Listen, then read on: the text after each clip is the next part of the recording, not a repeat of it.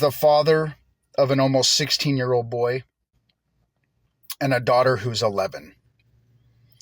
I hope that you'll give me some time because I have some things I want to say. And I appreciate every second you give me.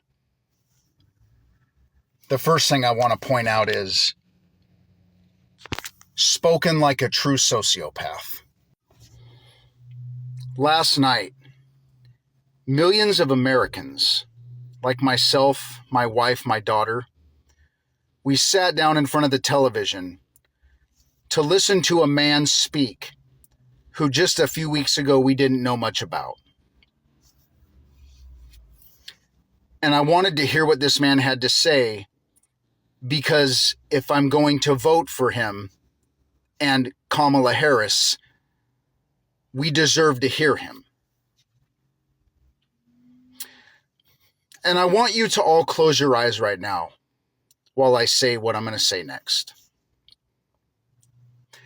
I want you to imagine hundreds of thousands, maybe millions of children across this country last night, sitting in the living room with their mother, their father, or maybe some family, watching the DNC.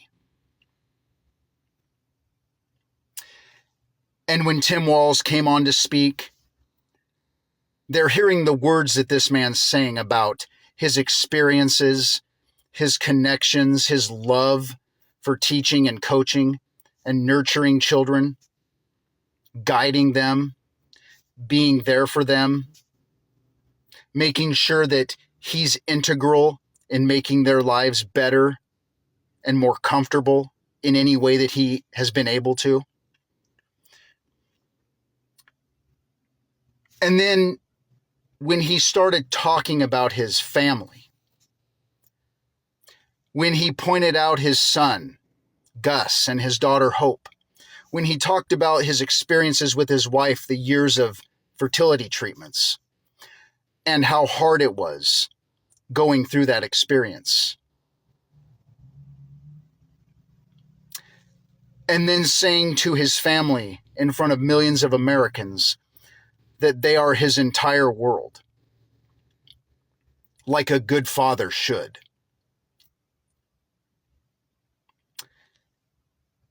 Imagine that somebody in the living room across this country, a father, a mother, an aunt, an uncle, a grandparent,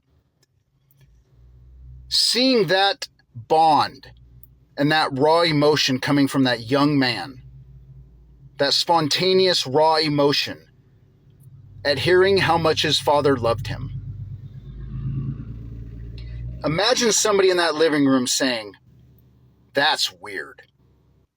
Imagine that child, those children across America, listening to this immense bond between a father and his son, and then hearing somebody in your family that you think is supposed to have that same bond with you, hearing them say that about a 17-year-old boy. When I woke up this morning and saw what Ann Coulter had said, and undoubtedly many, many people in this country will agree with her, because this country, whether we're comfortable admitting it or not, is full of people just like Ann Coulter. Sociopaths, narcissists, people who are indifferent, people who are cold to things just like this. They'll talk about family. They'll talk about the perfect nuclear family, like Tim Walz's family. The mom, the dad, the son, the daughter, just like my family. See, I've been fortunate in this life that we didn't have to do fertility treatments.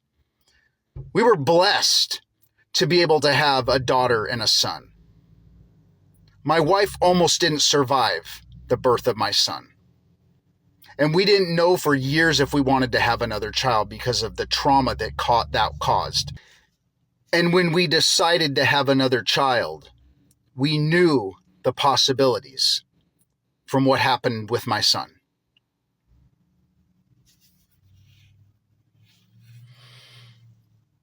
The perfect nuclear family.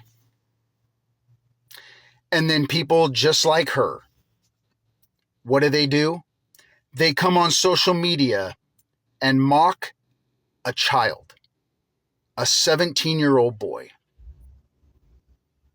for becoming emotional because the relationship with his dad is obviously what the relationship with your children should be.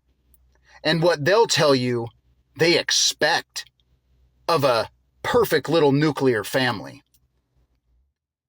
And then turn around and mock the emotion because he didn't cry the right way.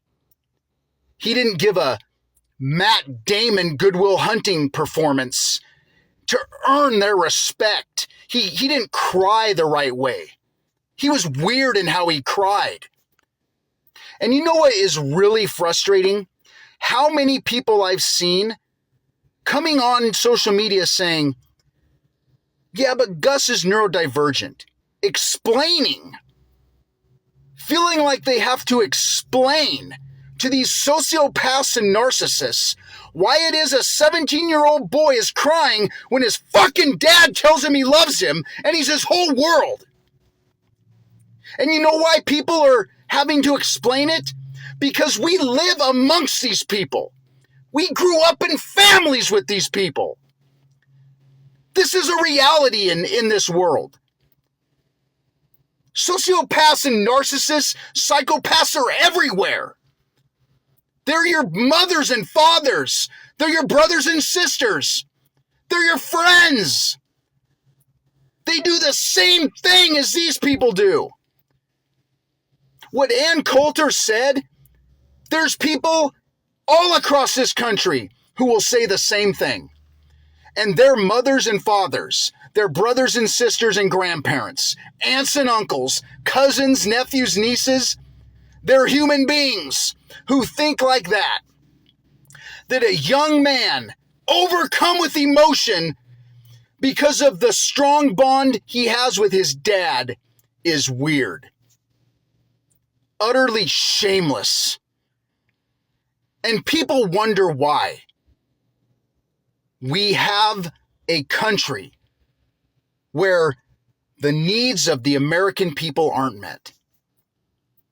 Just take a look at the people who claim to represent us. Because when someone comes along like this and shows his emotions and shows his love and positivity and talks about community, there's undoubtedly many people in this country that will see that as a threat because they grew up around parents or family members that didn't give them that very thing. There was no bond. There was no love. There was gaslighting. There was guilt and shame. Millions of children grow up experiencing that. And what you saw last night was a beautiful thing. That's what it's supposed to look like when a dad loves his son. And that's what a son is supposed to react like when he loves his dad.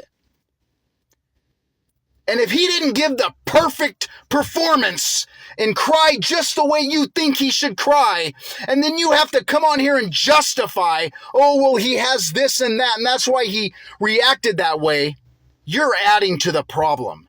You don't need to justify and explain why a child cries when he loves his dad. As the father of an almost 16-year-old boy,